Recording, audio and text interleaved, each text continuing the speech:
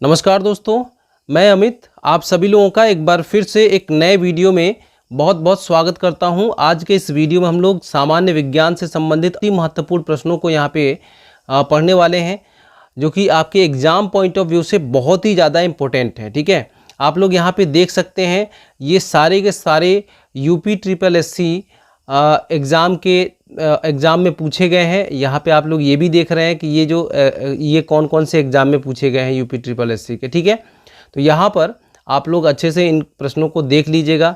ठीक है, थोड़ा आइडिया लग जाएगा कि यूपी ट्रिपल एससी किस तरीके के क्वेश्चंस को पूछता है।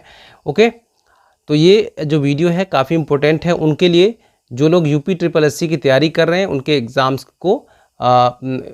एग्ज़ाम्स को देने वाले हैं। ठीक है, तो यहाँ पर वीडियो शुरू करने से पहले आप लोगों से मेरी रिक्वेस्ट है कि इस तरीके की वीडियोस को पाने के लिए आप लोग हमारे इस चैनल को सब्सक्राइब कर लीजिएगा, नोटिफिकेशन बेल को भी प्रेस कर दीजिएगा ताकि आने वाले हर एक महत्वपूर्ण वीडियो का नोटिफिकेशन आप तक पहुंचता रहे। चलिए शुरू करते हैं। आज का जो पहला प्रश्न है वो है, माप इकाइयों की सीजीएस प्रणाली की निम्नलिखित में से क्या परिभाषा है। ठीक है, माप इकाइयों की सीजीएस प्रणाली की निम्नलिखित में से क्या परिभाषा है। ऑप्शन है coulomb, gauss, steradian. Option B है Celsius grade second. Option C है सेंटीलीटर गैलन सीमेंस। और ऑप्शन डी है सेंटीमीटर ग्राम और सेकेंड। ठीक है, तो क्या होगा इसका राइट आंसर? इसका राइट आंसर है ऑप्शन नंबर डी। ठीक है, सी फॉर सेंटीमीटर होता है, जी फॉर ग्राम होता है, एस फॉर सेकेंड होता है। ठीक है, इसके रिगार्डिंग आप देखेंगे तो ये ऑप्शन नंबर डी जो है वो करेक्ट हो जाएगा। ठीक है, सीजीएस प्रणाली का जो परिभाषा है वो सेंटीमीटर ग्राम और सेकेंड में हम परिभाषित कर सकते हैं। ठीक है, चलिए अगला प्रश्न है, निम्नलिखित में से किस यंत्र का उपयोग अवशोषित या विकसित ऊष्मा को मापने के लिए किया जाता है। मतलब कि ऊष्मा को मापने के लिए हम किस यंत्र का उपयोग करते हैं। ठीक है, बताइए किस यंत्र का उपयोग करते हैं हम लोग ऊष्मा को मापने के लिए। किस प्रकार की ऊष्मा को, अवशोषित या विकसित ऊष्मा को। ठीक है, यहाँ पर ऑप्शन हैं सीलोमीटर, कोलोरीमीटर, कैलोरीमीटर और क्लिनोमीटर। सही आंसर इसका कैलोरीमीटर, ऑप्शन नंबर सी है यहाँ पे करेक्ट। ठीक है, ऑप्शन नंबर सी यहाँ पर करेक्ट है। चलिए अगला प्रश्न देखते हैं। अगला प्रश्न है, खाली स्थान दिया हुआ है, इसमें से भरना है आपको। गतिशील श्यानता की एसआई इकाई है। ठीक है, गतिशील श्यानता की एसआई इकाई यहाँ पे क्या है, तो यहाँ पे देखिए न्यूटन प्रति मीटर भी है, पास्कल सेकेंड भी है, न्यूटन सेकेंड प्रति मीटर वर्ग भी है, पास्कल मीटर भी है। सही आंसर क्या है? ये सारे के सारे जो क्वेश्चन है आप लोग देख रहे हैं यहाँ पे यूपी ट्रिपल एससी। ठीक है, यूपी ट्रिपल एससी में पूछे गए सवाल हैं। ठीक है ना, तो इस वजह से आप लोगों के लिए बहुत ही इंपॉर्टेंट प्रश्न है। ओके, तो यहाँ पे इस प्रश्न का जो सही आंसर है वो है option number C, Newton second प्रति मीटर वर्ग। ठीक है, क्या है? न्यूटन सेकेंड प्रति मीटर वर्ग इसका राइट आंसर है। ठीक है, चलिए अगला प्रश्न देखते हैं। अगला प्रश्न क्या है, बिजली के करंट का एसआई यूनिट क्या है। बिजली के करंट का एसआई यूनिट क्या है, या कह सकते हैं कि जो करंट है उसका एसआई यूनिट क्या है। ओके, यहाँ पे आपको बताना है। ऑप्शन है आपके सामने वाट, वोल्ट, कैंडेला और एम्पियर। बिजली के करंट का एसआई यूनिट क्या होता है? इसका राइट आंसर है एम्पियर। क्या है? एम्पियर जो है इसका राइट आंसर है। ठीक है, चलिए अगला प्रश्न देखते हैं। रेडियोधर्मिता मापी जाती है या नापी जाती है। यहाँ पे 4 ऑप्शंस हैं, इनमें से कौन सा ऑप्शन सही होगा। ठीक है, तो इसका राइट आंसर क्या है दोस्तों? तो इसका राइट आंसर है ऑप्शन नंबर ए, क्या? Geiger Muller counter. क्या? गीगर मूलर काउंटर जो है ऑप्शन नंबर ए जो है यहाँ पे करेक्ट आंसर है। रेडियोधर्मिता को मापी जाती है गीगर मूलर काउंटर से। ठीक है, चलिए अगला प्रश्न है, 1 वोल्ट कितने के बराबर होता है। कितने के बराबर होता है? तो यहाँ पे ऑप्शन है 1 जूल, 1 जूल प्रति कूलाम, 1 न्यूटन प्रति कूलाम और 1 जूल प्रति न्यूटन। तो बताइए इसका सही आंसर क्या है? तो इसका सही आंसर ऑप्शन नंबर बी है। अगर आपको पता है तो इसका आंसर जरूर लिखा करिए। ठीक है, चलिए अगला प्रश्न, सागर की गहराई मापने के लिए कौन सा उपकरण इस्तेमाल किया जाता है। सागर की अगर गहराई मापनी है तो इसके लिए हम कौन सा उपकरण इस्तेमाल करेंगे? यहाँ पे 4 ऑप्शंस दिए हुए हैं, फेदोमीटर, बैरोमीटर, ऑडियोमीटर और पेरिस्कोप। सही आंसर क्या है कमेंट बॉक्स में ज़रूर बताइएगा, ठीक है। तो इसका सही आंसर मैं आपको बता देता हूँ, इसका सही आंसर है फेदोमीटर। ऑप्शन नंबर ए जो है वो बिल्कुल सही है। फेदोमीटर के द्वारा ही हम लोग सागर की गहराई को मापते हैं। अगला प्रश्न, विद्युत वाहक बल को मापने के लिए निम्नलिखित में से किस उपकरण का इस्तेमाल किया जाता है, बताइए। विद्युत वाहक बल को मापने के लिए EMF जिसको बोलते हैं, विद्युत वाहक बल को मापने के लिए निम्नलिखित में से किस उपकरण का इस्तेमाल किया जाता है। ये भी SSC UP SSC में पूछा गया है। ऑप्शन नंबर ए है पोलरीमीटर, पोटोमीटर, पोटेंशियोमीटर और प्लेटोमीटर। सही आंसर क्या है, तो इसका सही आंसर है ऑप्शन नंबर सी, पोटेंशियोमीटर के द्वारा विद्युत वाहक बल को मापा जाता है, ठीक है। चलिए अगले प्रश्न की तरफ बढ़ते हैं। अगला प्रश्न है, 1 वाट घंटा किसके बराबर होता है। 1 वाट घंटा किसके बराबर होता है, तो 3600 जूल के बराबर होता है। ऑप्शन नंबर डी जो है वो सही आंसर है, ठीक है। चलिए अगला प्रश्न, शरीर द्रव्यमान सूचकांक यानी कि बॉडी मास इंडेक्स जिसको हम BMI कहते हैं, BMI की गणना निम्नलिखित के द्वारा की जाती है। किसके द्वारा की जाती है, यहाँ पे 4 ऑप्शंस हैं।